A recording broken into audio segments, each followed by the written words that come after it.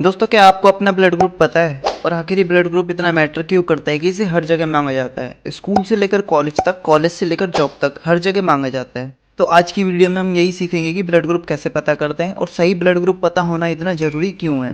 तो सबसे पहले हम ये जान लेते हैं कि ब्लड ग्रुप की डिस्कवरी किसने करी थी। ब्लड ग्रुप की खोज सन 1900 में कार्ल लैंडस्टीनर ने करी थी, जिसे हम एबीओ ब्लड ग्रुप के नाम से जानते हैं। तो अब हम ये जानते हैं कि आखिर ब्लड ग्रुप डिसाइड किन फैक्टर्स पर करता है कि आपका ए पॉजिटिव है, आपके दोस्त का बी पॉजिटिव है। ऐसा क्यों? दोस्तों, ब्लड ग्रुप डिसाइड होता है हमारी आरबीसी की सरफेस पर present and absence of antigen के अकॉर्डिंग। अब मैं आपको क्लियरिफाई करके समझाता हूँ। हमारे ब्लड के कंपोनेंट्स हैं आरबीसी और प्लाज्मा। अब आरबीसी की सरफेस पर तो एंटीजन प्रेजेंट होता है, जिससे हमें पता लगता है कि हमारा ब्लड ग्रुप कौन सा है, और प्लाज्मा के अंदर प्रेजेंट होती है एंटीबॉडीज़।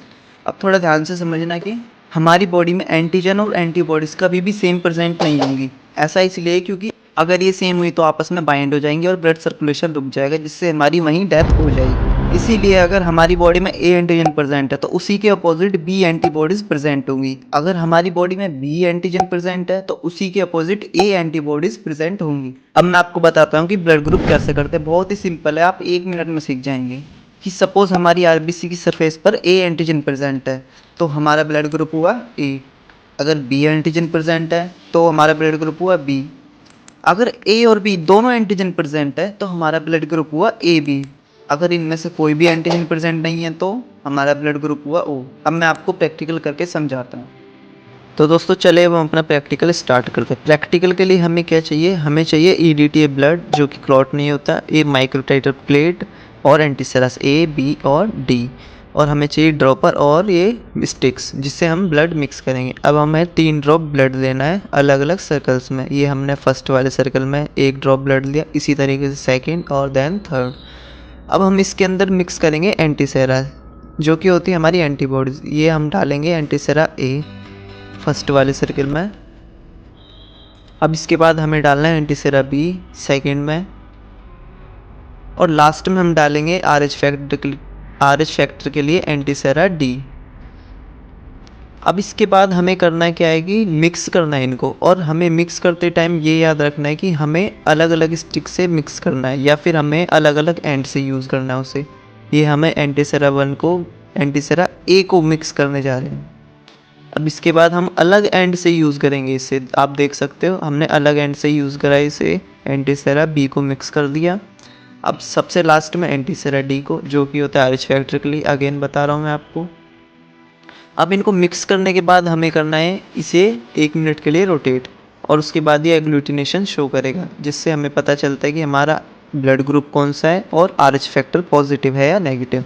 आप स्क्रीन पर देख सकते हैं हमारा बी के अंदर एग्लूटिनेशन शो हो रही है, मतलब हमारा ब्लड ग्रुप तो बी है। अब आर एच फैक्टर देखो, उसके अंदर भी एग्लूटिनेशन शो हो रही है, मतलब आर एच फैक्टर भी पॉजिटिव है, मतलब ये हुआ बी पॉजिटिव ब्लड ग्रुप हमारा।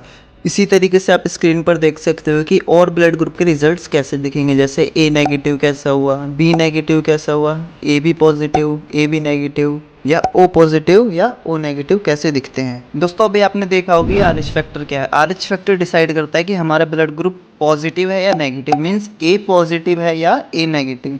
इसकी खोज सन 1940 में कार्ल लैंडस्टन और ए एस वीजर ने मिलकर करी थी। उन्होंने हजारों बंदरों के सैंपल को लिया और देखा कि कुछ बंदरों के सैंपल पर एक एक्स्ट्रा प्रोटीन प्रेजेंट है और कुछ बंदरों के सैंपल पर नहीं है।